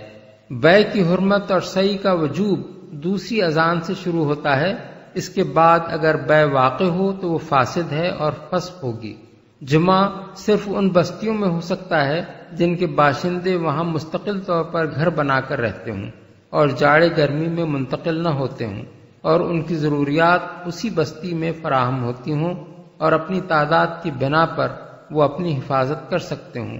عارضی قیام گاہوں میں خواہ کتنے ہی لوگ ہوں اور خواہ وہ کتنی ہی مدت ٹھہریں، جمعہ قائم نہیں کیا جا سکتا۔ جس بستی میں جمعہ قائم کیا جاتا ہو اس سے 3 میل کے فاصلے تک رہنے والے لوگوں پر جمعے میں حاضر ہونا فرض ہے۔ نماز جمعہ صرف ایسی مسجد میں ہو سکتی ہے جو بستی کے اندر یا اس سے متصل ہو اور جس کی عمارت بستی کے عام باشندوں کے گھروں سے کمتر درجے کی نہ ہو۔ بعض مالکیوں نے یہ شرط بھی لگائی ہے کہ مسجد مسقف ہونی چاہیے اور اس میں 5 وقتہ نماز کا بھی اہتمام ہونا چاہیے، لیکن مالکیہ کا راجح مسلک یہ ہے کہ کسی مسجد میں صحت جمعہ کے لیے اس کا مسقف ہونا شرط نہیں ہے، اور ایسی مسجد میں بھی جمعہ ہو سکتا ہے جو صرف نماز جمعہ کے لیے بنائی گئی ہو اور 5 وقتہ نماز کا اس میں اہتمام نہ ہو۔ جمعے کی نماز صحیح ہونے کے لیے جماعت میں امام کے سوا کم از کم 12 ایسے آدمیوں کا موجود ہونا ضروری ہے جن پر جمعہ فرض ہو۔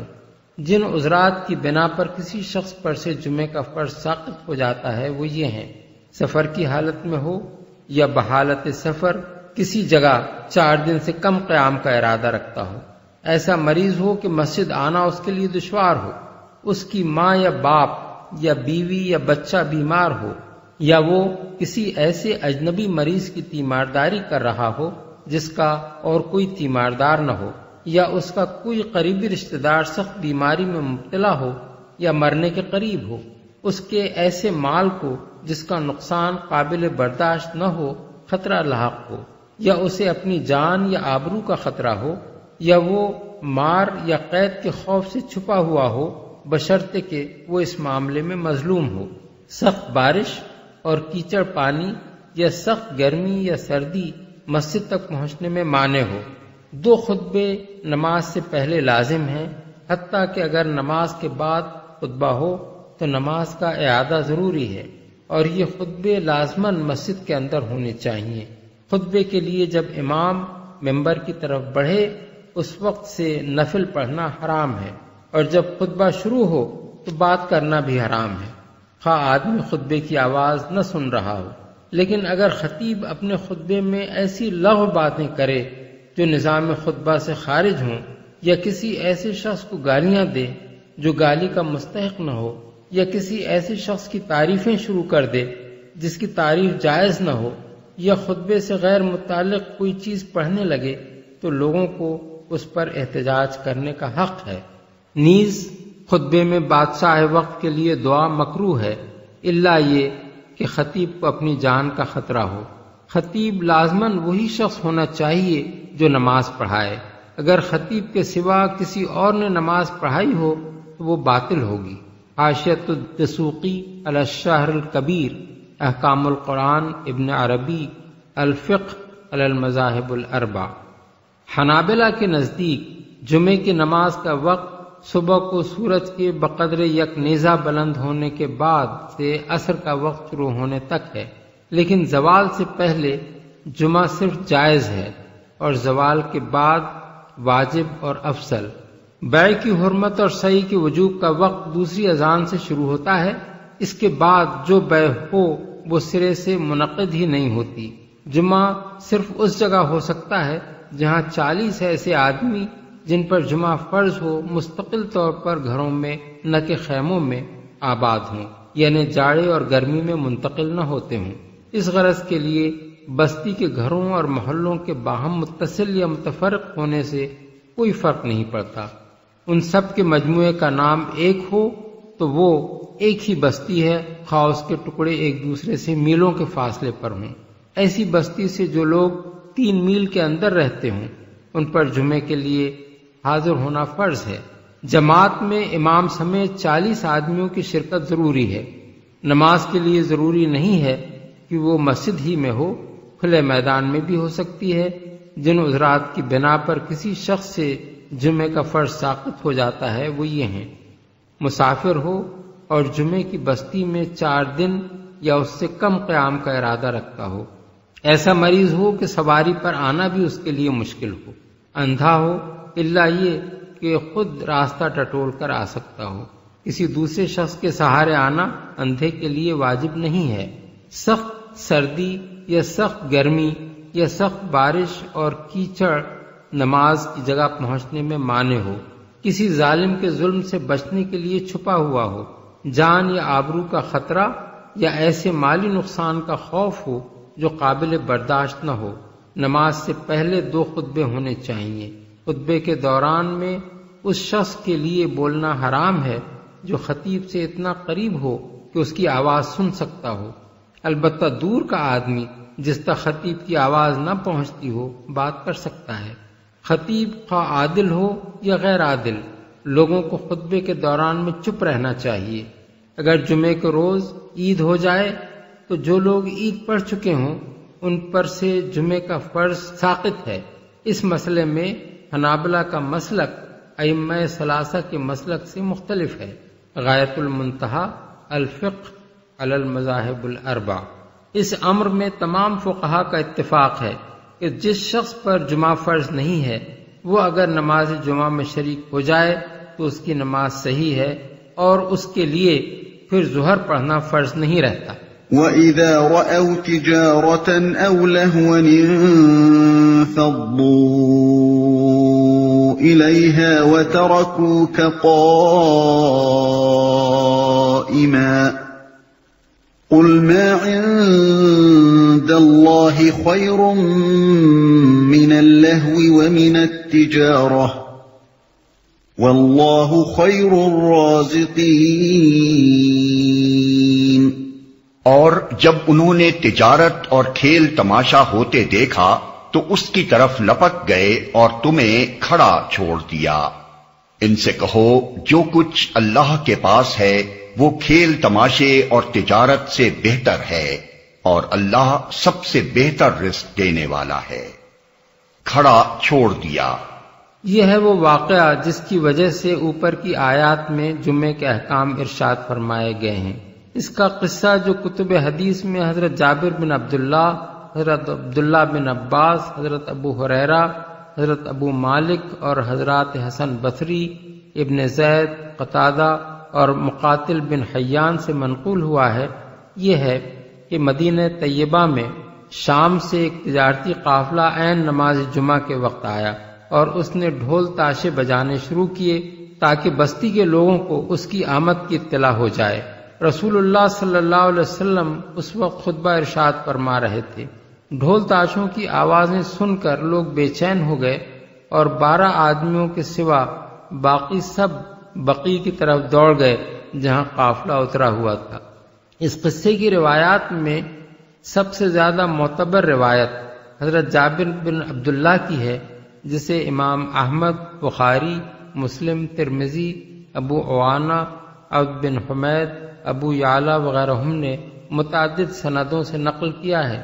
اس میں اضطراب صرف یہ ہے کہ کسی روایت میں بیان کیا گیا ہے کہ یہ واقعہ نماز کی حالت میں پیش آیا تھا اور کسی میں یہ ہے کہ یہ اس وقت پیش آیا جب حضور خطبہ دے رہے تھے، لیکن حضرت جابر اور دوسرے صحابہ و تابعین کی تمام روایات کو جمع کرنے سے صحیح بات یہ معلوم ہوتی ہے کہ یہ دوران خطبہ کا واقعہ ہے، اور حضرت جابر نے جہاں یہ کہا ہے کہ یہ نماز جمعہ کے دوران میں پیش آیا، وہاں دراصل انہوں نے خطبے اور نماز کے مجموعے پر نماز جمعہ کا اطلاق کیا ہے۔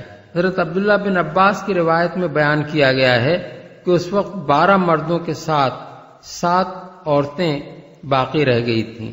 ابن مردویہ قتادہ کا بیان ہے کہ 12 مردوں کے ساتھ ایک عورت تھی۔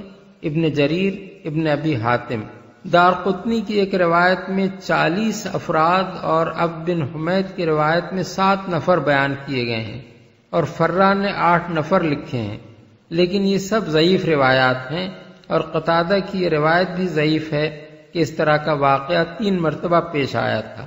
ابن جریر معتبر روایت حضرت عبداللہ بن جابر کی ہے، جس میں باقی رہ جانے والوں کی تعداد 12 بتائی گئی ہے، اور قتادہ کی ایک روایت کے سوا باقی تمام صحابہ و تابعین کی روایات اس پر متفق ہیں کہ یہ واقعہ صرف ایک مرتبہ پیش آیا۔ باقی رہ جانے والوں کے متعلق مختلف روایات کو جمع کرنے سے معلوم ہوتا ہے کہ ان میں حضرت ابو بکر، حضرت عمر، حضرت عثمان، حضرت علی، حضرت عبداللہ بن مسعود، حضرت عمار بن یاسر، حضرت سالم مولا حذیفہ اور حضرت جابر بن عبداللہ شامل تھے۔ حافظ ابو یعلا نے حضرت جابر بن عبداللہ کی جو روایت نقل کی ہے اس میں بیان کیا گیا ہے کہ جب لوگ اس طرح نکل کر چلے گئے اور صرف 12 اصحاب باقی رہ گئے تو ان کو خطاب کر کے حضور نے فرمایا، وَالَّذِي نَفْسِي بِيَدِهِ لَوْ تَتَابَعْتُمْ حَتَّى لَمْ يَبْقِ مِنْكُمْ أَحَدٌ لَسَالَ بِكُمُ الْوَادِي نَارًا، اگر تم سب چلے جاتے اور ایک بھی باقی نہ رہتا تو یہ وادی آگ سے بہہ نکلتی۔ اسی سے ملتا جلتا مضمون ابن مردویہ نے حضرت عبداللہ بن عباس سے اور ابن جریر نے قتادہ سے نقل کیا ہے۔ شیعہ حضرات نے اس واقعے کو بھی صحابہ پر طعن کرنے کے لیے استعمال کیا ہے۔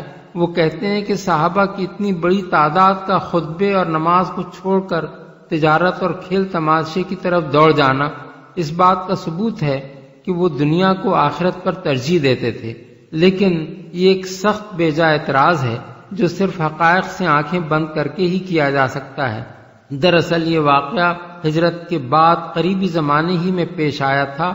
اس وقت ایک طرف تو صحابہ کی اجتماعی تربیت ابتدائی مراحل میں تھی، اور دوسری طرف کفار مکہ نے اپنے اثر سے مدینہ طیبہ کے باشندوں کی سخت معاشی ناکہ بندی کر رکھی تھی، جس کی وجہ سے مدینے میں اشیاء ضرورت کمیاب ہو گئی تھیں۔ حضرت حسن بصری فرماتے ہیں کہ اس وقت مدینے میں لوگ بھوکوں مر رہے تھے اور قیمتیں بہت چڑھی ہوئی تھیں۔ ابن جریر اس حالت میں جب ایک تجارتی قافلہ آیا تو لوگ اس اندیشے سے کہ کہیں ہمارے نماز سے فارغ ہوتے ہوتے سامان فروخت نہ ہو جائے گھبرا کر اس کی طرف دوڑ گئے۔ یہ ایک ایسی کمزوری اور غلطی تھی جو اس وقت اچانک تربیت کی کمی اور حالات کی سختی کے باعث رونما ہو گئی تھی۔ لیکن جو شخص بھی ان صحابہ کی وہ قربانیاں دیکھے گا جو اس کے بعد انہوں نے اسلام کے لیے کیں، اور یہ دیکھے گا کہ عبادات اور معاملات میں ان کی زندگیاں کیسے زبردست تقویٰ کی شہادت دیتی ہیں، وہ ہرگز یہ الزام رکھنے کی جرأت نہ کر سکے گا کہ ان کے اندر دنیا کو آخرت پر ترجیح دینے کا کوئی مرض پایا جاتا تھا، الا یہ کہ اس کے اپنے دل میں صحابہ سے بغض کا مرض پایا جاتا ہو۔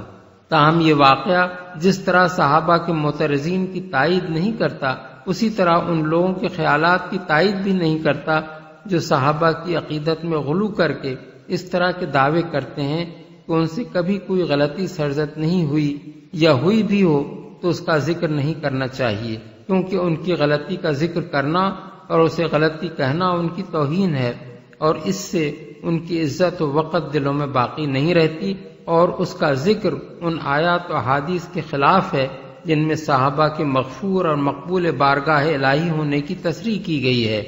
یہ ساری باتیں سراسر مبالغہ ہیں جن کے لیے قرآن و حدیث میں کوئی سند موجود نہیں ہے۔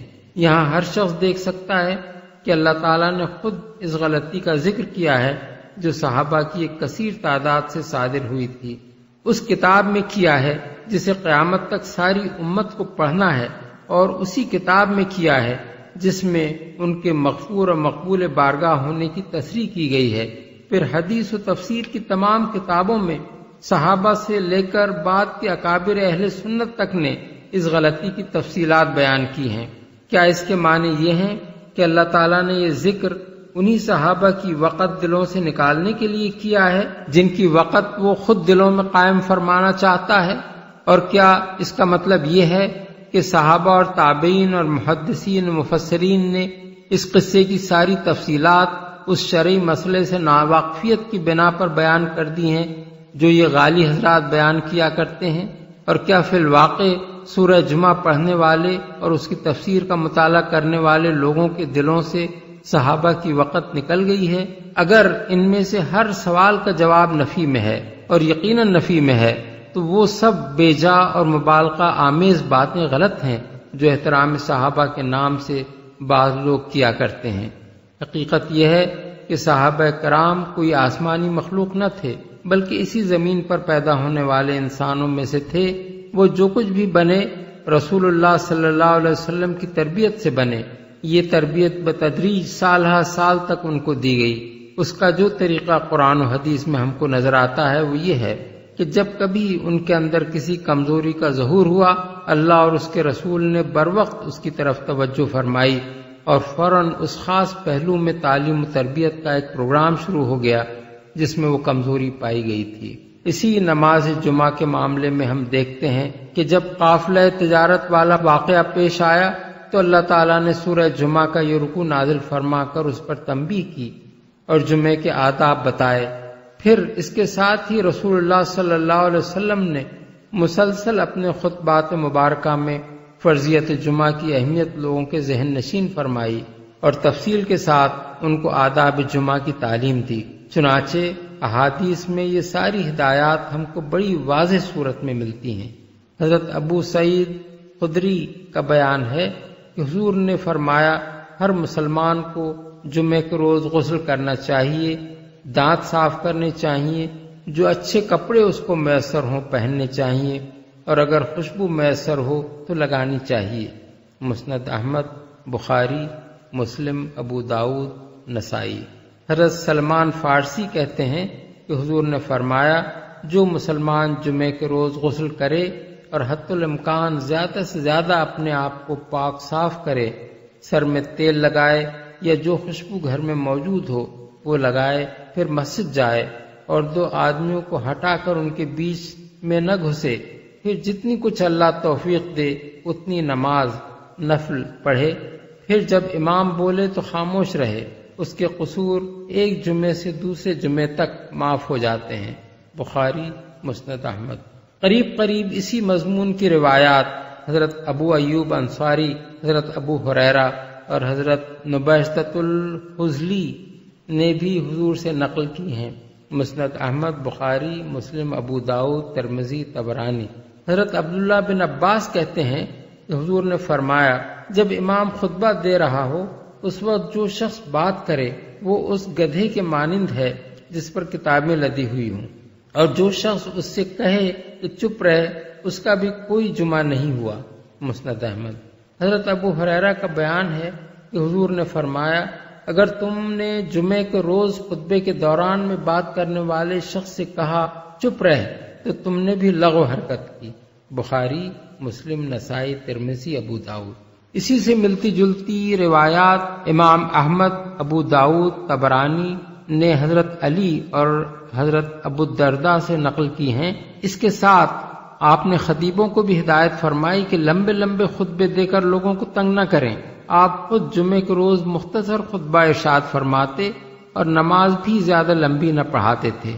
حضرت جابر بن سمرہ کہتے ہیں کہ حضور طویل خطبہ نہیں دیتے تھے، وہ بس چند مختصر کلمات ہوتے تھے۔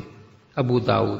حضرت عبداللہ بن ابی اوفا کہتے ہیں کہ آپ کا خطبہ نماز کی بنسبت کم ہوتا تھا اور نماز اس سے زیادہ طویل ہوتی تھی۔ نسائی۔ حضرت عمار بن یاسر کی روایت ہے کہ آپ نے فرمایا آدمی کی نماز کا طویل ہونا اور خطبے کا مختصر ہونا اس بات کی علامت ہے کہ وہ دین کی سمجھ رکھتا ہے۔ مسند احمد، مسلم۔ تقریباً یہی مضمون بزار نے حضرت عبداللہ بن مسعود سے نقل کیا ہے۔ ان باتوں سے اندازہ ہوتا ہے کہ حضور نے کس طرح لوگوں کو جمعے کے آداب سکھائے، یہاں تک کہ اس نماز کی وہ شان قائم ہوئی جس کی نظیر دنیا کی کسی قوم کی اجتماعی عبادت میں نہیں پائی جاتی۔ وہ کھیل تماشے اور تجارت سے بہتر ہے۔ یہ فقرہ خود بتا رہا ہے کہ صحابہ سے جو غلطی ہوئی تھی اس کی نوعیت کیا تھی۔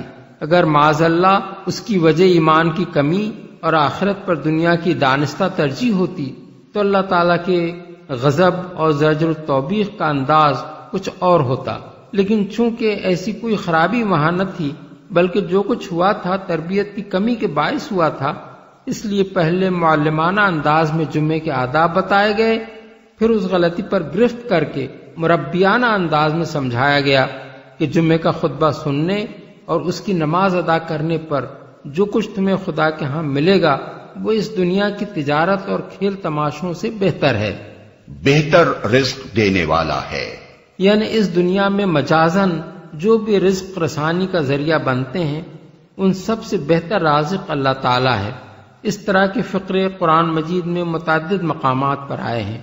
کہیں اللہ تعالیٰ کو احسن الخالقین کہا گیا ہے، کہیں خیر الغافرین، کہیں خیر الحاکمین، کہیں خیر الراحمین، کہیں خیر الناصرین۔ ان سب مقامات پر مخلوق کی طرف رزق، تخلیق، مغفرت، رحم اور نصرت کی نسبت مجازی ہے اور اللہ تعالیٰ کی طرف حقیقی۔ مطلب یہ ہے کہ جو لوگ بھی دنیا میں تم کو تنخواہ، اجرت یا روٹی دیتے نظر آتے ہیں، یا جو لوگ بھی اپنی صنعت و کاریگری سے کچھ بناتے نظر آتے ہیں، یا جو لوگ بھی دوسروں کے قصور معاف کرتے اور دوسروں پر رحم کھاتے اور دوسروں کی مدد کرتے نظر آتے ہیں، اللہ ان سب سے بہتر رازق، خالق، رحیم، غفور اور مددگار ہے۔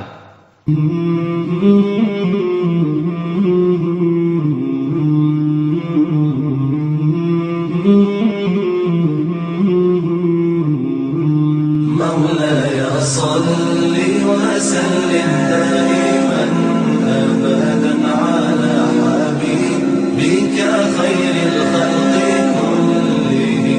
مولاي صل وسلم